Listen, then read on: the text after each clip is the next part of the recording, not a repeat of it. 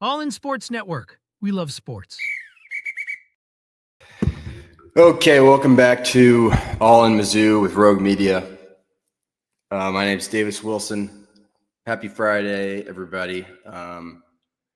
Missouri football plays Mississippi State tomorrow. If you're interested in hearing about that game, I previewed it yesterday, so go back and watch that. Today, though, we're not going to talk much football. We're going to talk more basketball because I didn't talk any basketball yesterday. I was waiting for today. It's a special day. James Baxley-Cross is back. Bring him in right now. James, welcome back to the show. Pleased to be here. Thank you, man. This is just great. This is great. Oh, yeah. How you been? Pretty good. No complaints from me. Nice. Just hanging out. Able to watch some college basketball now. That's big.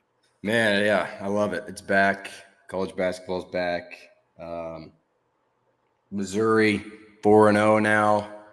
A little bit of a scare there a week ago against SEMO, but 4-0, and that's good. I guess just since I've last talked to you about this, what have your impressions been since the start of the season? How have your thoughts about this team changed, if at all? Yeah, I mean, obviously you can't take too much away from 3 games. That kind of goes without saying. And not too much has changed about my outlook of the team. I mean, we know who our guys are, who the leaders are: Mark Mitchell, Anthony Robinson. I've been impressed by kind of the emergence of Jaden Stone. I mean, we knew kind of what he could bring to the table, but he missed a lot of time with injury. And but he's second in scoring through 4 games, and it's been fun to watch him play. He's been getting it up. He's shooting well from downtown, which is a big thing. I mean, that was a big concern with this group of guys, and they've shot well. Yeah, they have shot pretty well. I still feel like we haven't seen the team at full strength with some whatever lingering injuries is going on. I think Dennis Gates likes to do this for fun, where he just kind of mysteriously doesn't, there's a mysterious injury that he won't clarify. And I don't know what the hell is going on with Honor Boateng or Trent Pierce, but those guys still yet to come back. How much do you think, if you get what you expect to get from those two guys, how much better or how much different can this team look, do you think? What do they give you? Yeah, Trent Pierce, I think he definitely has a high ceiling as a shooter, and he can continue with that, stretching the floor. I don't think those two change the DNA of the team very much, but I think that they're high-level players. We know Boateng has a high motor, can defend at a high level and do the little things. And Pierce has the length to be a good defender. He has the athleticism to be a good defender. He's shown flashes, but really just staying on the floor. And yeah, with Gates, it is weird. I mean, we've seen it with famously Isaiah Mosley, which you've talked about a lot. Trent Burns there was some weird stuff last year. We didn't feel like we always knew what was going on. And John Tonje, who ended up being one of the players in the country. And now he's in the NBA. So hopefully that gets cleared up. I really don't know what to say about it. It's kind of weird. The college game's way different with reporting injuries. But I want to see those guys back, especially Boateng and Pierce. I mean, we talk about it. They played in the exhibition. They played well in the exhibition. Yeah. Where the hell did they go? Yeah, I don't know. I don't know what happened to them. I think Boateng even led the team in minutes, I'm pretty sure. I don't know. It's weird. I forgot about Tonje. That's one I keep forgetting. Yeah. That one was crazy because he, like you said, he turned around, went to Wisconsin, and was one of the best players in the country. So did he ever even get on the floor? I feel like I don't have a single John Tonje Mizzou memory. Maybe once? I think twice? He got on the floor maybe in one game. Literally maybe 1 or 2 games, I think. But I don't know that was a weird deal. Yeah. That could have been a different year last year with John Tonje. Oh, man, yeah. golly, yeah, Wisconsin John Tonje on that Mm-hmm. team would have been a lot of fun. So the identity, I mean, we've gotten pretty used to the identity of these Gates teams. You know, they play fast, they score the ball. You know, maybe they don't defend as well as you'd like them to, but I think that's getting better as the years go on with Gates. How well do you think this team fits into that kind of mold of what we've seen in the past? Because we talked about it, like the shooting, at least guys who have a reputation for established shooting. There's not a ton of that here. Jacob Cruz had a nice game against Minnesota. Shout out Jacob Cruz.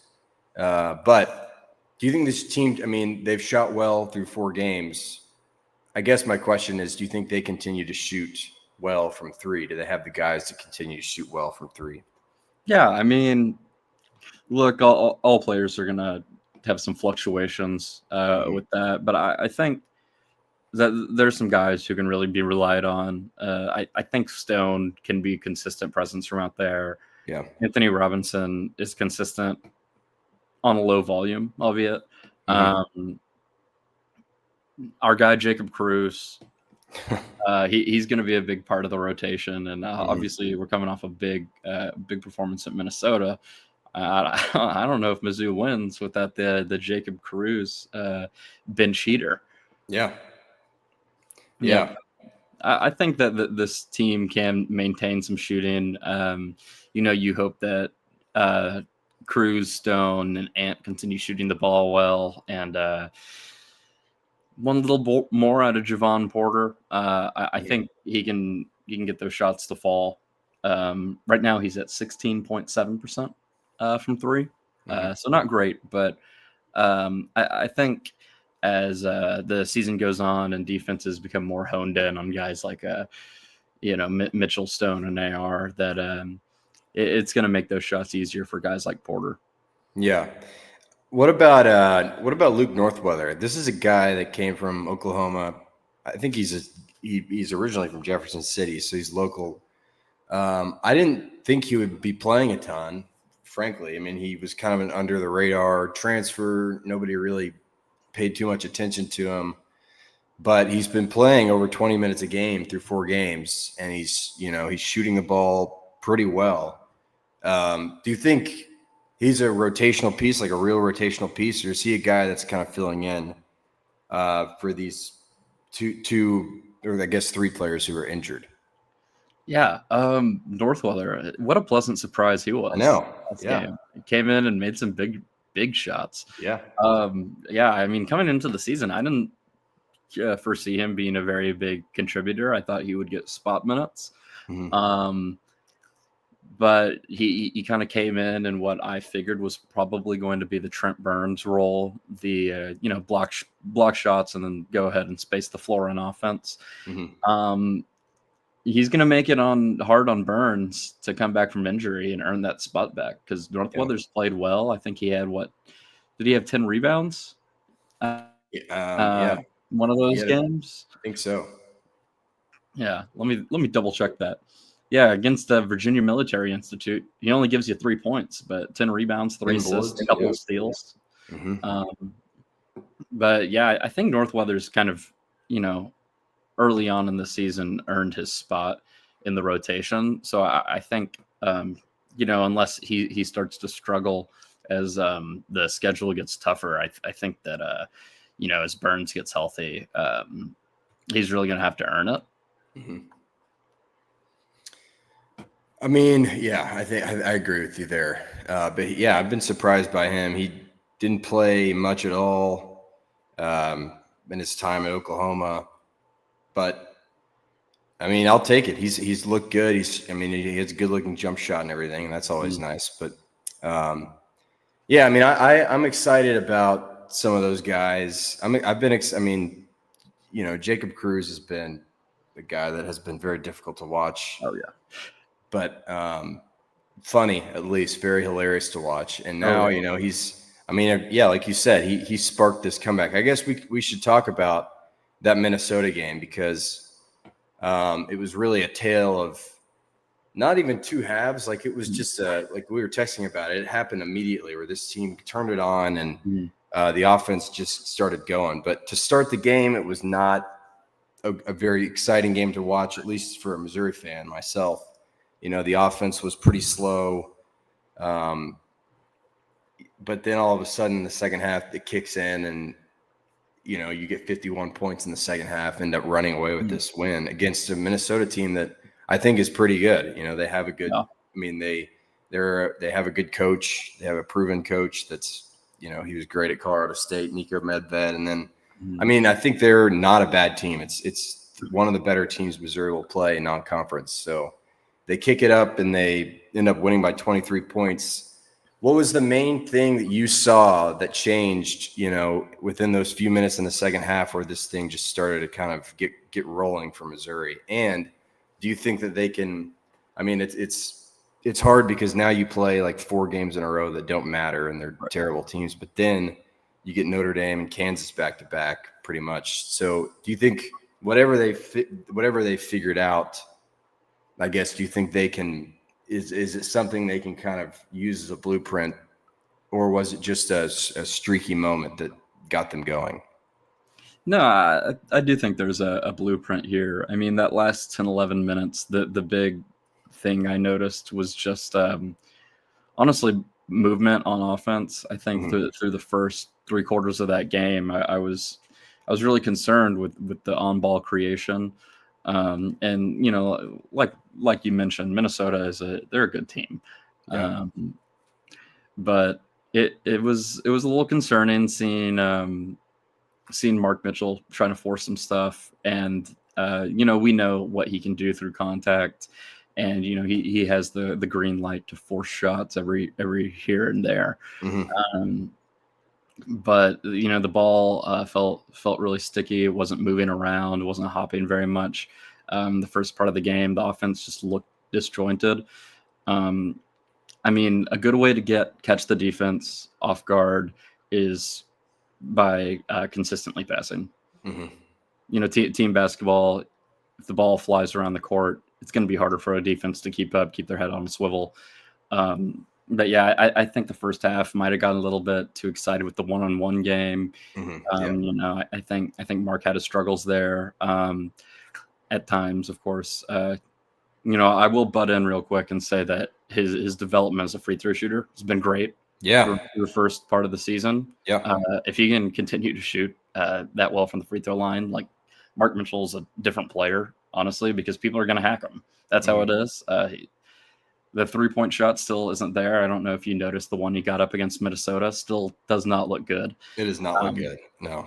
But, he does what he does really well. And, with the free throw shooting, that'll be helpful. But, yeah, once the ball started moving a little bit more, and obviously, we talk about Cruz, and he doesn't like to pass the rock. But if they're falling, you can't be too mad. I remember a game last year, me, you, and I think one other guy was there, and it was a struggle. It might have been the A&M game. We saw him head up to the scores table, and I was like, this could either be really good or really bad. Maybe he comes in and hits 3 straight threes and puts us back in it, or maybe he shoots us out of it. And he came in. I think he hit 3 straight threes. Yeah. So that's the kind of guy Cruz is. I think Gates has been pretty good about this. Sometimes you might need a quicker leash with him if he's not feeling it. It's not like he's going to stop shooting. Right. But if he is, like last game, feel free to keep feeding him. Let him rip some shots. But yeah, I think just moving the ball will be kind of the recipe. I will say T.O. Barrett, though, I was really impressed. Yeah. He made some tough buckets in isolation settings, which isn't something I really expected from him, but he could be a real guy for this Missouri team. Yeah, I agree with you. I was going to talk about him. I think he's going to be, I mean, we saw him last year even as a true freshman come in some big spots. I think he's a really hard, he plays really hard. He's, plays hard on defense. And now, adding a little bit to his game offensively, I think he's going to be a good player for this team, this year and in the future. Jacob Cruz also 11 rebounds. I think that's also another thing where, if he comes in and he's it's one thing when he shoots well, but if he's trying in other areas of the game, which sometimes didn't happen last year, he would just kind of come in and shoot, and that's it. But if he's going to go grab 8 rebounds, that's cool with me too. He led the team in rebounds, so that was good too. What about? I'm curious what you think about this guy, because I've had fun watching him. He's had a couple. I mean, he's been a good scorer for this team, and in that Minnesota game, he really was kind of keeping Missouri involved or in it in the first half at least. Sebastian Mack, the transfer guard from UCLA. I mean, I like what he's done, but what do you think about his game and what can he give this team? Yeah, I'm excited to watch more Sebastian Mack. I wasn't super familiar with his game coming out of UCLA, and the broadcasts they've really been right. He's quite the bulldozer, especially for his size. He loves being close to the rim and finishing around there. And I think there were a couple moments where it looked like there was some tunnel vision there. He might have had a pass. But he's efficient there. He's going to draw fouls. He's not the greatest shooter, but a guy like that, you're going to have to, play at least fairly tight on him, just not to give him a runway to the basket. If you give him a few steps, he's going to try and finish over you. I've been impressed with Mac, and hopefully the three starts falling a little bit more. He hasn't taken too many. But he's been impressive. I love the way, he gets to the rim. And that's one of my, favorite things about college basketball is you can have little guards who get to the rim and aren't really shooters, and they can be like high impact players. I've seen a lot of stuff on Twitter kind of debating this, but do you like that Jaden Stone is coming off the bench, or would you prefer him in maybe the Sebastian Mack role in the starting lineup? Do you like Stone off the bench? I'm always going to be for a bench scorer. I think there's been talk about him in a way trying to fulfill that Caleb Grill role, in being the scorer off the bench. I like having that. I like having a guy who's talented and who can pick on second units. I think we'll see that change a little bit with once conference play ramps up. I think that Dennis is probably going to tinker with the lineups. But I like Jaden Stone as a backup. I think guys who can fill it up from the bench are really important. And I'm not sure how.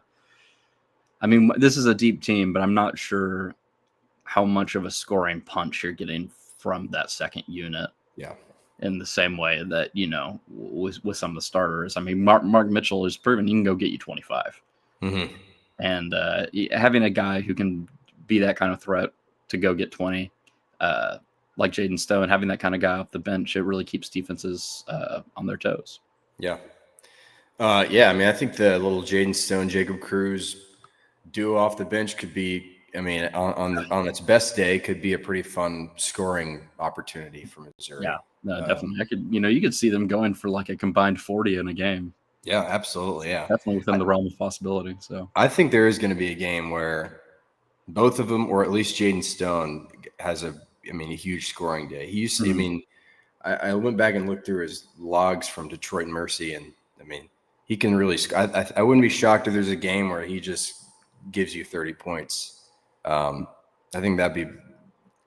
I think you talked about the Caleb Grill role. That was really important a lot of the time. Like having him in your back pocket.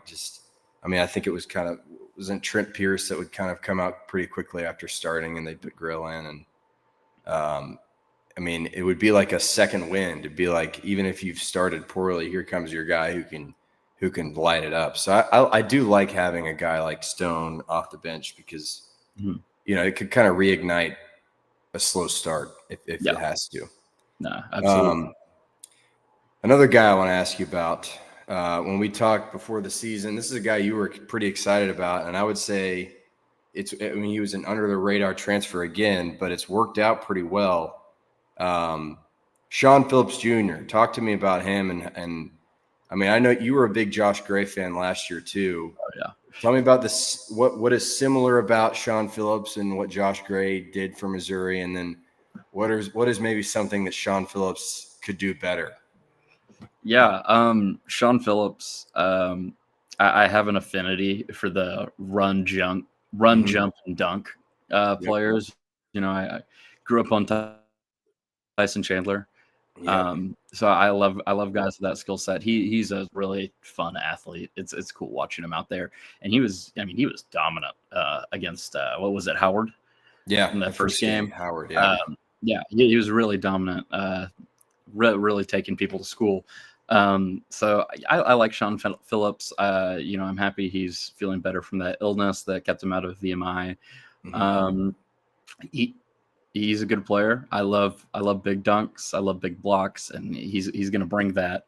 As for the Josh Gray comparison, Josh Gray was definitely not an above the rim guy like that. He was a bit of a plotting big man. But I really like the energy on the boards. If I were to draw a comparison between both of them, I think both of them are, they really competed on the glass. And like I said, Phillips awesome, and I don't want to get too down on him, but you said one thing to improve. I got two. Free throws, obviously, and that's been a thing with the whole team. Free throw shooting has not been good. Yeah. But he is shooting, 16.7% from the free throw line. That's pretty bad. I'm sure that'll regress to the median. I'm sure that number will get better. With your bigs, you don't have that same kind of expectation. The one thing that I actually thought was a little bit more jarring with Phillips are the turnover numbers. Yeah, I agree. Yeah. Yeah, he leads the team turnovers per game, 3.7. He had 6 against Howard. Yeah, the hands have got to be better. And there are some moments with Mark Mitchell too where he brings it down low and he gets ripped, and just because of pure volume, you're gonna let him get away with that. But Phillips has got to have stronger hands. He's got to be better, because if you're giving up 6 turnovers to Howard, once you play SEC big men, what's going to happen there? Yeah. And I like him. I think it's going to get better. I hope it's just a blip, but I think it's definitely something to monitor. Because if he can't protect the ball, then a few months from now we might be talking about Sean Phillips can barely get on the court. Right. Yeah, that's a good point. Yeah. It's never good when your big man is leading your team in turnovers. That's a bad sign. Good sign for the guard play, though. True. Yeah, true. Yeah, they've been pretty good protecting the ball. Anthony Robinson. These fouls, man. he really shoots himself in the feet with the fouling all the time, and I get it. And part of this is Gates's defense. He really incentivizes gambling, trying to jump the passing lanes, going for steals. That's part of why sometimes they give up big numbers. Sometimes you get wins like against Kansas last year, where they were able to really pressure the defense, got under the skin of guys like DeJuan Harris and Hunter Dickinson, and then you beat the number 1 team in the country. But there are other games like this where the first half looks like pretty bad and people are in foul trouble. But that's why we got to be thankful for the bench mob. Yeah, absolutely. Seems like a really deep team, and especially because you're still missing two guys, at least 2 guys that you expect really to play significant minutes. But Anthony Robinson continues to be one of my favorite players, but the foul thing, it's killed him for 3 years now. It's just like he is one of the best players throughout the season, he will be one of the best players on the court at all times. And the only reason Gates is going to have to take him off the court is if he gets himself into foul trouble. And he's done. That's been his biggest problem forever. So I don't know. Hopefully that can sort itself out. You talked about this team's defense a little bit. last year, this offensively, Missouri, I mean, had a bunch of shooters, had tons of scorers. I think this year so far, we've seen that they've done a pretty good job replacing that. But it's still too early to say if this can be an every night sort of deal. But on nights where this offense doesn't have it, which is going to happen, do you see this defense being a defense where, on its best day, can it win an SEC game for Missouri? Like, can it lock down a little bit and play well if the offense isn't? I think they definitely have the ability. And I think that's something that goes into Dennis's game plan. With that kind of attacking style, you know that even if you're overmatched, that you're going to have a fighter's chance. You know, if you're not fouling, it doesn't matter if the offense going. If you can create, transition opportunities and steal the ball, I mean, that can win you a game. I'm not sure how much I would trust it. I'd really prefer the offense to be there too, but I think this defense on its own is capable of winning the game in the SEC. Probably not against like the heavy hitters, just because of how strong they are. Yeah.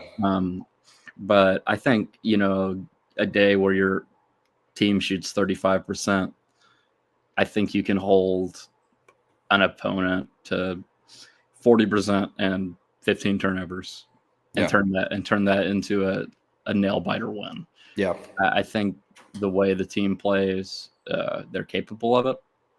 And I think some of the length, especially when you get guys back like Boateng, Pierce, and Trent Burns, I think that they can change what this team looks like defensively just because of their length. But I don't really have any expectation for Trent Burns at this point. We haven't seen him play. But Boateng, I figured, would be a big part of the rotation. Hopefully that's still true, and hopefully he's back soon. But we don't know anything. Yeah, and we know nothing. Pierce, I do expect to probably be a spot starter in a way that he was last year, and maybe the first guy to come off the floor. But get him for Jaden Stone or something. But but those guys should all be contributors, and I think they will impact the defensive end positively. I don't know how well Trent Burns moves his feet like along the perimeter, and that's another thing. Like we haven't seen it at this level. So I mean, we'll see if he can become like a switchable guy. I mean, that would be big for his development. But at the very least, he's 7'5" with long arms, and he can be a rim deterrent. So I think that the defense winning an SEC game has a better case if those guys are back healthy and productive. But it's not impossible to see them really winning a game. I'm excited if we ever get to. I'm excited to see this team at full strength. It feels like, it can. I mean, I think Trent Pierce, you kind of should expect him to take a step from last year, and he had moments last year, but struggled with kind of consistency. And Boateng is such a highly touted guy out of high school that you've been excited about for over a year now, and still haven't really seen him. So, and then Burns, like you said, he feels like a guy who could have some upside, but we just don't know. Yeah, it's like he's a ghost almost. He is, yeah. Like he's like an urban myth. Yeah, I don't know if he's even there. Like watching over us. I feel bad. He's got to be ready to play in a basketball game. He's got to be itching. Yeah. All right. Last couple things before I let you go.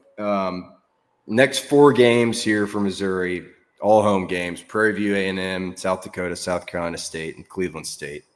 All games which you should win very handedly. Not necessarily the most exciting games to watch, but you have to win them, obviously. What are you looking for? What do you want to see out of this team in the next 4 games leading up to a month of December that all of a sudden is going to get pretty tough for you? Yeah. I mean, the main thing is I want to see them handle business. Yeah. All of these wins should be 20-point wins. And that's kind of what I'd like to see. I'd like to see the defense do their job and hold teams that are under them to low point totals. I think Cleveland State will be really cool for Dennis. Yeah, that is cool. His alma mater returning. Not alma mater, but his where he coached. Blah blah blah. But that'll be cool for him. I think there's still connections with the coaching staff. But yeah, honestly, what I need to see is the defense come to play. I don't want to give up 80 points again to one of these teams. Let's get out of here undefeated and do it convincingly. I'd love to see more from the offense. They've shown us a lot, but if they can continue doing it at a pretty consistent level, then that would make me pretty excited. I think they always say that you want to play your best basketball going into March, and hopefully what we're seeing right now is something that can be consistent, and then you can build on that as the season progresses, as you get into SEC play, and you can be really ready for tournament time. Yeah. I mean, it's going to be, you get a really nice build-up month of December where you play at Notre Dame. I think it's Kansas City against Kansas, St. Louis against Illinois, and then you're into SEC play immediately, right there in the beginning of January. So this is kind of your last stretch of games where you can, I don't want to say experiment, but you can try different, lineups. I don't necessarily want to see them get too crazy, but this is an opportunity where you can see what guys can do without it being too high stakes. Like, these are games you should win anyway. So I first of all, I would love to see, I want to see Boateng play. It's got to be, I feel like surely it's getting to a point now where he's going to get healthy, unless this is for some reason a big time injury that what Gates just isn't telling us about. I don't really feel like that's the case, but I want to see him play this month, and I want to see, him play a decent amount. Like, I want to see what this guy can really do. Right. I want to see this team more at full strength, because this is your chance to, let different guys play, and because from December all the way into March, it's going to get a lot tougher. So this is kind of your last chance to see what you can do against easier opponents. But yeah, no, I agree there. That's something that I forgot to mention. The big thing that I want to see over these next 4 games is another Boateng and Trent Pierce in the game. Yeah. Above all, I want to see him healthy. Particularly Boateng, just because we haven't really gotten to experience him yet, and I think that's a little bit fun with a new player. Yeah. But both those guys I want to see on the floor. Yeah. Especially a player that was, the big time recruit. Often, most of the time, big time true freshman recruits are gonna play, and he didn't play last year, and I think we saw him more with the saxophone. We did, yeah. We did national anthems than on the court, which he's great. He's great. I love it. He is. I want to see him play basketball too. How many national anthems has he done with the saxophone now? 2, at least 2, right? At least 2. Yeah, and that's about as many games as I remember watching him in. Not including exhibition games. Like, yeah, we're getting there. But I guess one other thing I wanted to go through really quickly. Sure. Which isn't really important, but we've touched on it before a little bit with the Anthony Robinson NBA case. I went through yesterday and looked at a bunch of mock drafts, and a couple like Tankathon didn't have anything on there. And obviously it doesn't really matter this early in the season. The second round tends to fluctuate a ton. But Bleacher Report did a mock draft a few days ago. I need to get the date on it. But they had Anthony Robinson going number 34. All right. Pro comp DeAnthony Melton I can see the defensive impact. Can do stuff on offense. On a short list of NCAA players to put up a 25.0 assist percentage, 5.0 steal percentage, and 60% true shooting percentage. Wow. Which is, that's what makes him kind of the NBA guy, is a potential to be a two-way impactor. That was 3 days ago. So that was fairly recent. Sam Vecini with The Athletic. This was 10 days ago, had Robinson at 45. Okay, I like it. And then my personal favorite, because I think it's funny, this is from August 3rd, so really, really old. It's on NBADraft.net. No Anthony Robinson, but projected to go 51. Javon Porter. So I don't know what happened there. I don't know about that. Oh gosh. But yeah, I mean, I see it. He's got some work to do. Yeah, he really does. He has the length. He has the height. He has an NBA body. I can see it. He could turn around, average 10 points if the three, maybe shoots like 40% from three and looks good. Yeah. He could be a guy like that. I was just pretty surprised scrolling through. Like, oh wow, look at that! There goes Javon Porter. So so we'll see. We'll see if that holds true. This is a talented team. It's hard to compete in the SEC, but I have high hopes for them. Our 27 class just signed. Wednesday, Chronister and Tony Bryant officially put pen to paper. Was a little bit scared, didn't see anything about Crow. He did sign yesterday. Yep. So, yeah, Crow, Chronister, and Tony Bryant are locked in. I mean, anything can happen. I don't want to be too excited, but it's good to see that. That's really, I can't wait to see Crow. It reminds me of when Drinkwitz got Burden. That was such a big deal. And it was kind of like this big moment. And Gates consistently signs great classes. And but a recruit that high we have not seen since Michael Porter Jr. And he barely played here. So I'm super excited a true scoring guard. That's going to be a lot of fun. I think. Yeah, the expectations, honestly, it's like just play more than Porter did. We're going to be happy.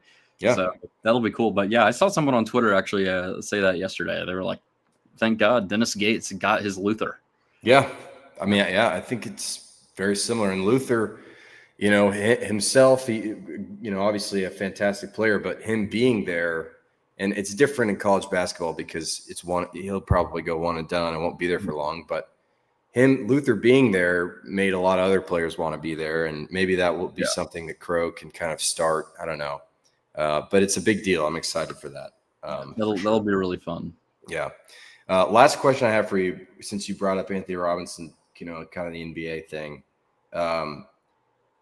You talked about him being a potential two-way guy.